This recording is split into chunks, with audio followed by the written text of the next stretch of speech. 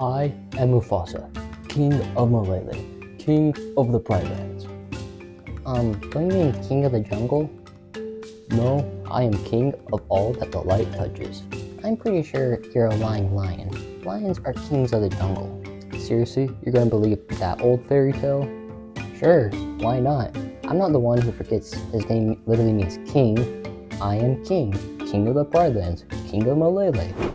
What's up guys, my name's Jared here at Lowground Films, and today we're going to be talking about Mufasa, the Lion King. This is another episode of my film school series where I give and review movies a school grade, A through F, on 3 different categories: critics, fans, and casuals. Alright, let's get into it. Mufasa was released on December 20th, 2024, and was directed by Barry Jenkins. Barry is also known for directing other movies such as If Beale Street Could Talk and Medicine for Melancholy. The voicing in this movie comes from a lot of different stars, including Aaron Pierre, Mads Mikkelsen, Beyonce, Donald Glover, and even Seth Rogen. The movie has made over $470 million at the box office, which is kind of insane that it's still going up at that rate because its opening weekend it only made $19 million. With the movie having a $200 million price tag, and for movies to make a profit is usually about 2.5 times that much, they're well on their way to make their profit. So luckily Disney looked out on this one. Mufasa the Lion King is the second live-action animated movie in the Lion King franchise, with the first one being a reboot of the original animated film coming out in 2019. The 2019 live-action animated movie wasn't really that big of a hit, but director Barry Jenkins believed that with adjustments to the animations and a new story, it could really show how this animation style can really be showcased to everyone.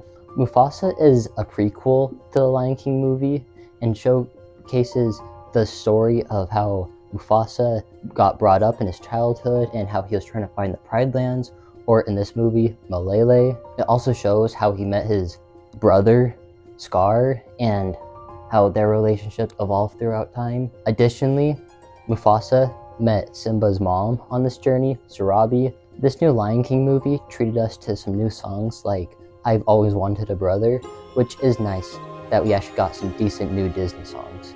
Alright, let's start talking about what grades it would get. First off is the critic grade. Most critics didn't really like this movie. If I were a critic, however, I would kind of be in the same boat. It wasn't super amusing, but I could definitely see some positives in the movie. Some negatives include how some of the characters, even the main characters, just felt a little shallow and didn't have enough to support their actions, and just what they were doing didn't feel right. Additionally, some of the story development just kind of felt basic and could have been maybe adjusted to improve some ways. On the other hand, as a critic, I would understand that this movie was made to entertain kids and families, so it wasn't supposed to be anything spectacular, so I could see that it did that job pretty well. I'd also appreciate that Barry Jenkins is trying to direct a new story that hasn't been talked about, and it leads well into the new, or I guess the old Lion King movies, and so with all the pluses and minuses, it gets a C+ because everything just kind of equals it out, so it's pretty much right in the middle. Although I've seen the original Lion King a number of times, I still wouldn't be considered a fan because there's all those people that have seen it a number of times and this was their childhood. And so this movie was definitely made to attract those people, or just general Disney adults as well as kids. Fans of the movie would appreciate that they are giving stories to beloved characters such as Mufasa and Scar, but at the same time, they might see it as unnecessary and just a cash grab from Disney. So they might be a little disappointed that they're actually making this movie. The fan grade would get an A- because although it really appealed to fans, it kind of fell short because they didn't really need it and they weren't expecting it. They were definitely happy that they got it, but it just wasn't necessary.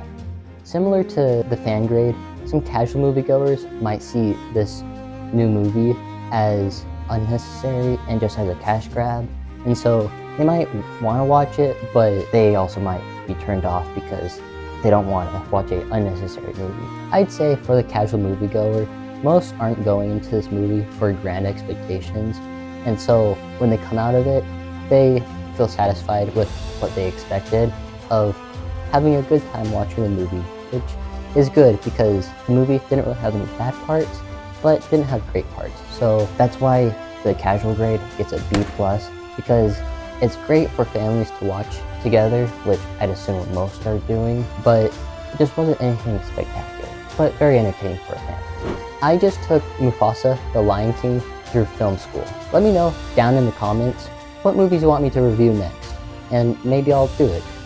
Anyway, make sure to like, comment, and subscribe. Peace.